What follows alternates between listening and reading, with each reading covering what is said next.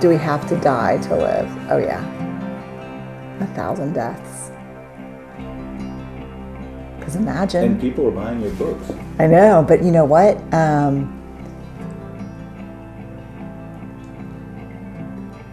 Yeah, because rebirth, right? And I'm not talking just in a Christian metaphor here.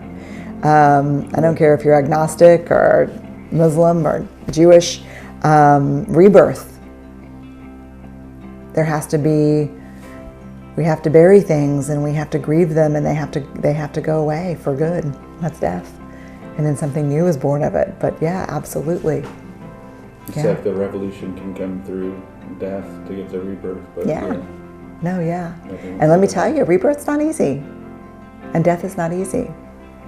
But what does forgiveness have to do with resurrection or rebirth? You know, when I was writing The Gifts of Imperfection, I thought forgiveness would be one of the 10 guideposts for the gifts because it's such a huge issue.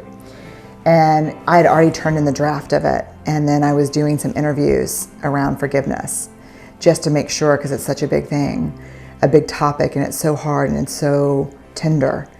And those interviews that I did blew my idea of what forgiveness was out of the water. It didn't fit at all with what I had put forward. So I pulled it back. And I've been working for a decade trying to figure out forgiveness, but I could never, you know, as a qualitative researcher, we look for saturation, meaning we keep getting the same answers over and over as we interview people to the point where we believe that it's a valid and reliable answer, and that it's broad enough to capture everyone's experiences. And so I was like, oh my God, I'm never going to solve forgiveness. And then one day I was You woke up one day trying to solve forgiveness? No, I spent a decade trying to solve it. But one day, it's a lot of mornings, but one day I did solve it. I was at church and I was listening to Joe Reynolds, who is an Episcopal priest, telling stories about forgiveness and his experience doing pastoral counseling. And he said, in order for forgiveness to happen, something has to die. And I was like, I literally put my hand over my face. I was like, oh my God, the one concept or construct that I had left out it was the reason why forgiveness was never whole in my work was grief. The reason why forgiveness is so hard is because in order for us to forgive, something has to die and we have to grieve something. And so I went back into the data, had a couple of doctoral students with me, and we started looking, and it was the grief all through. It was the grief. It was, you know, he was telling the story about a couple where the guy had an affair, and they knew that one of them wanted the marriage to end, but he couldn't let go of the shame, and she couldn't let him let go of the shame, and she couldn't let go of the rage. And, you know, Joe just said, you're going to have to bury and kill off this marriage as you know it today, and grieve the loss of what this was in order for something new to be born. It's not ever going to be the same again. And I have goosebumps telling it. And when I went back, and even if it's forgiveness of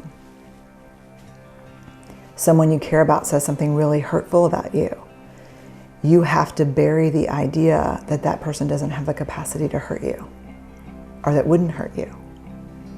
And then something new has to be born. And maybe it's deeper and richer and more beautiful, or maybe it's not going to be born, and maybe there's just a death and a loss. But the people who've truly forgiven, and then what was crazy, I don't even write about this in the book, but what was crazy is the Tutus, Archbishop Tutu and Reverend Tutu, his daughter, sent me an early copy of their book on forgiveness. And I'm reading it on a plane, and they sent it to me, I think, because they quote some of my work about shame. But as I'm reading it, I'm like, oh my God. They don't say something has to die, but they talk about the grief that's inherently important in forgiveness. And they talk about the truth and reconciliation in South Africa, and they talk about what they've seen around forgiveness, and it just fit. I mean, I make the recommendation of their book in Rising Strong and say it's one of the most important books I've read in my life. But grief is an inherent part of forgiveness.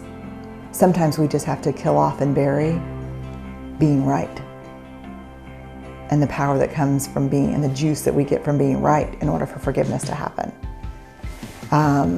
Which means the willingness to kill something off or bury something and grieve it makes being forgiven the ultimate act of love, right? Yeah, so it's powerful. That's the center of the universe stuff right there, sister. That's